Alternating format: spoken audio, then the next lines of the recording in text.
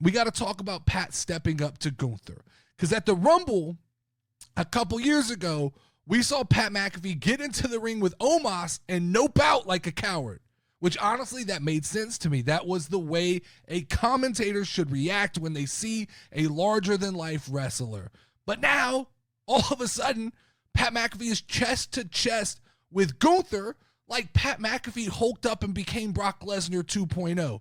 It's inconsistent to me to have 1 week or 1 year Pat McAfee kind of feel cowardly like a commentator, then all of a sudden he's standing chest to chest with Gunther. It feels to me like WWE needed a big spot and they called on Pat McAfee to be a sacrificial lamb, and Gunther needs an injection in the arm because after losing the title to Jey Uso, they don't want Gunther to lose momentum. So it's just kind of a weird angle that WWE chose to go with. Now, I think that we all kind of know where this is going. My boy Mike said this in the Discord yesterday, but this feels like this is a layup for the return of Goldberg in his kind of farewell match against Gunther. And so I don't think anybody's buying at this point that Pat McAfee's going to square up and one-on-one fight Gunther, a guy who practically tried to off Jimmy Uso. So there's some nuance there we'll have to pay attention to, but maybe it does make sense.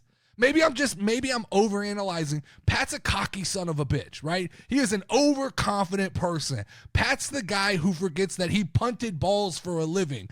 And in wrestling, the irrational confidence is what makes wrestling entertaining and is what makes it better than realism. And I complain all the time about too much realism in wrestling. So all of a sudden, here we go. This is a kind of suspended belief moment. Maybe I just need to learn to go with it, because Pat's the guy in the friend group. We all have had this guy who just thinks he's invincible, the guy who thinks he could fight anybody. Maybe that's what this story's supposed to be. And I will say that the White Knights of the IWC probably actually like this story, because the IWC loves when like someone stands up for the little nerdy guy. That seems to be the stories they connect with the most. So maybe the little nerdy guy being Michael Cole and Pat McAfee standing up, maybe the IWC will eat this shit up. So here's a question. Was Pat standing up to Gunther a booking fail, or is it the perfect kind of encapsulation of why some people love him and why some people can't stand him?